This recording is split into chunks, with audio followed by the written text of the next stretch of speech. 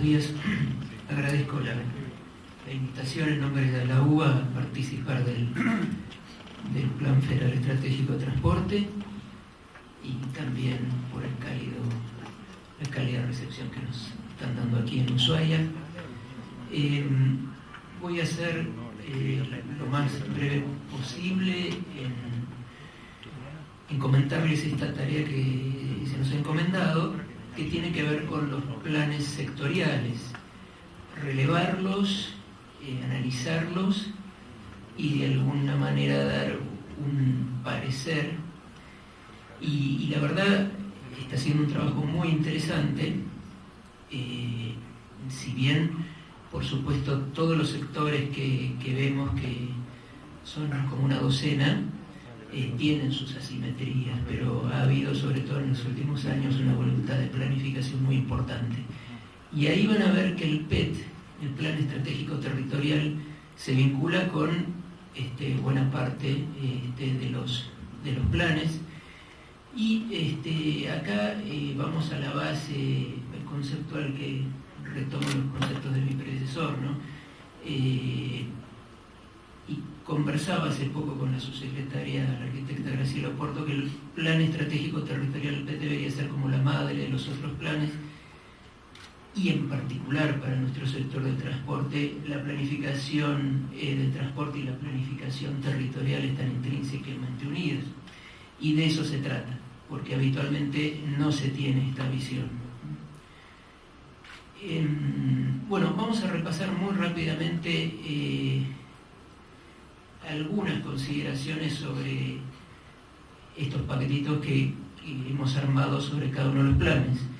En primer lugar, el Plan Estratégico Agroalimentario y Agroindustrial Participativo y Federal 2010-2016, conocido habitualmente como PEA.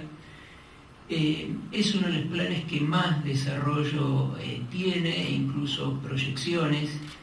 Se plantea un incremento del 58% en producción de granos para 2020. Hay también diseño y ejecución de obras de infraestructura pública. Y bueno, en nuestro trabajo también vinculamos cada plan con la situación del transporte para cada sector. En este momento para los granos estamos teniendo un 90% de exportación en barcos, 7% en camión, 3% en ferrocarril y barcazas. Y en cuanto al movimiento interno, el 84% se realiza en camión, casi un 15% en ferrocarril y 1,5% en barcaza. Pero lo más difícil y complejo, que ojalá se puede ir logrando en como en otros planes, es que no se territorializa esta proyección en cuanto a incremento de producción, ni se prevé una articulación con otros planes. Y sobre todo sería necesario, lo vamos a un poquito comentar en las recomendaciones después, la articulación ya más formal con el PET. El Plan Minero Nacional es un plan mucho más, permítanme la palabra, quizás planteado con menos complejidad, pero tiene un programa interesante como es el de huellas mineras, que fomenta el desarrollo para áreas socioeconómicas deprimidas. Y en cuanto a la situación del transporte de este sector, el 97% del total del volumen de la producción minera se destina a materiales para construcción, y acá hay nodos muy importantes como por ejemplo el de Loma Negra.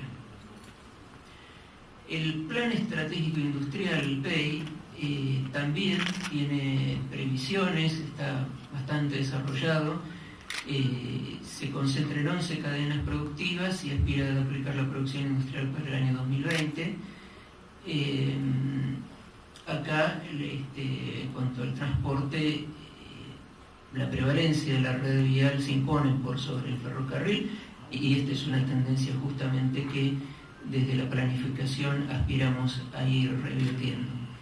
Y el PEI, este Plan Estratégico Industrial, tampoco tiene una articulación con otros programas que podría tenerlo, por ejemplo, con el PEA, ¿no? El Plan de Turismo, el Plan Federal Estratégico de Turismo Sustentable 2016, es realmente un muy buen ejemplo, creo que resalta entre todos los planes, porque ha tenido una gran participación federal, se ha integrado con el Plan Estratégico Territorial y eso señalaré. Bueno, realmente han hecho un trabajo muy importante. Hay una estrategia integral que aborda prácticamente todos los sectores, propone construcción de espacios interministeriales y se establecen productos integradores como rutas, la ruta del vino y otras tantas, que en muchos casos conforman corredores turísticos y ejes para el desarrollo. Los paquetes de salud y educación, aquí hemos trabajado con una mirada sobre los planes federales, tanto el de salud del 2004 como el Plan Nacional de Educación Obligatoria y Formación Docente 2012-2016. Articulan gran cantidad, en ambos casos, de planes y programas internos dentro de la política sectorial. En el caso de salud, 4 planes y 23 programas. Y en cuanto al transporte, buscan mejorar y dar oferta a la demanda del transporte de insumos a centros y hospitales. En el caso de salud, acá se destaca el Remediar, que aglutinaba el 73% de cargas de todos los programas del sector y ha distribuido unos 24,5 millones de unidades para uno o más tratamientos de todo el país. Esto es muy importante tenerlo en cuenta, la cantidad de insumos, fíjense también de educación. En el periodo 2010-14 se distribuyeron más de 4 millones de netbooks para casi 10.000 escuelas, 15 millones de libros a 8.300 escuelas urbanas y rurales en el 2013. O sea, hay mucha carga que se transporta a lo largo del país. Después hemos analizado también el Plan Camil, que es el plan de capacidades militares del Ministerio de Defensa, y lo dejamos como...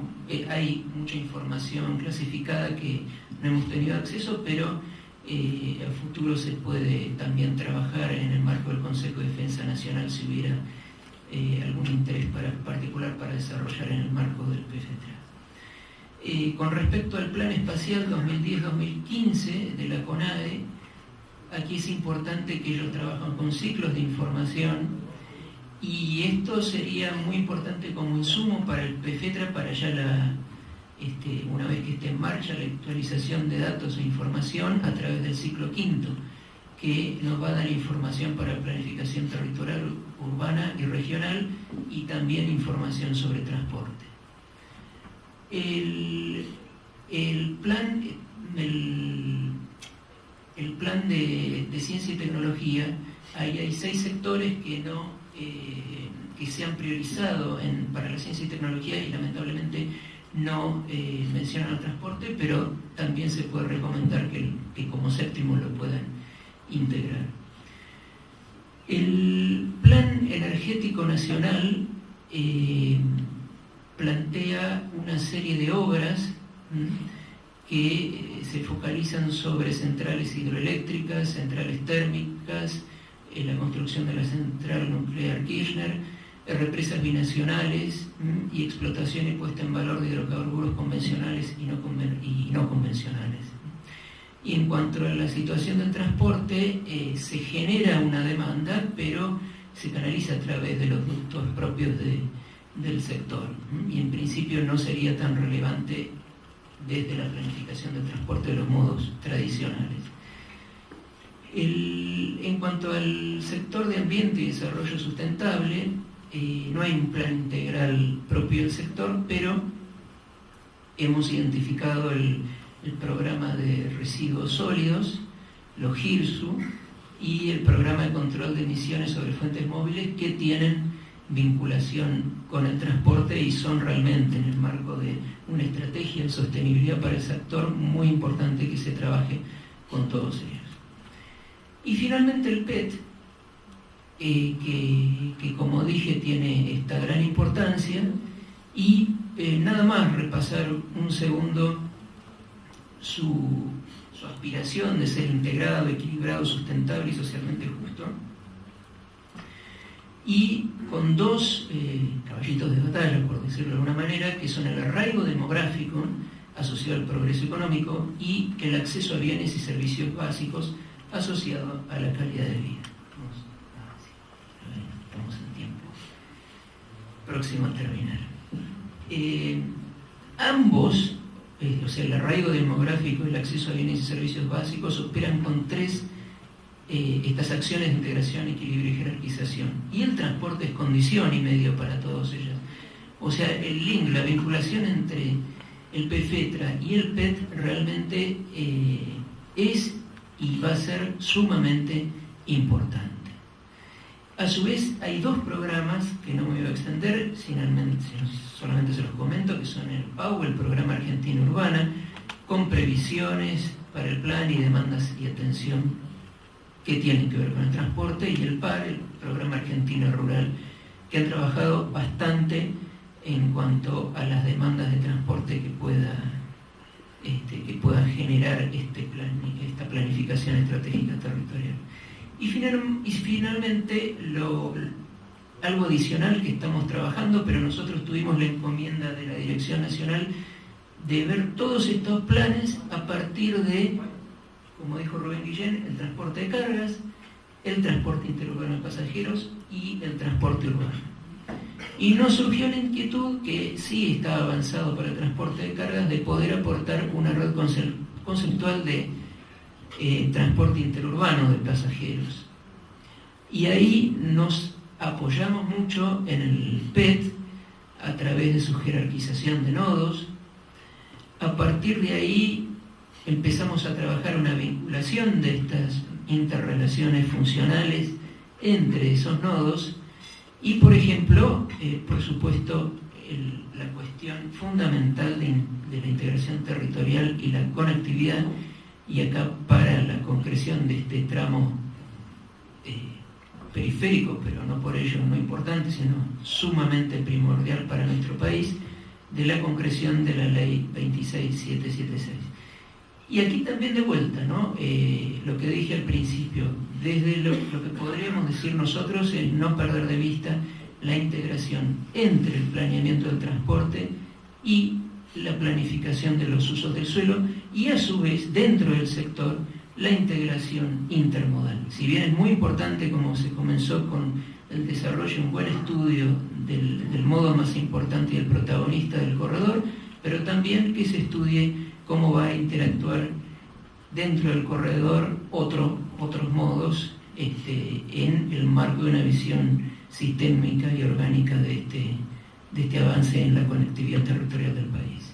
Bueno, y a partir de ahí estamos tratando de avanzar sobre la consolidación de esta red conceptual entre nodos, comparándola, comparando conceptualmente con la realidad de la red vial en este caso, y con los planes sectoriales. Ahí tenemos como base todo el mapeo del plan de turismo y cómo de alguna manera esta red conceptual está en consonancia con las redes sectoriales.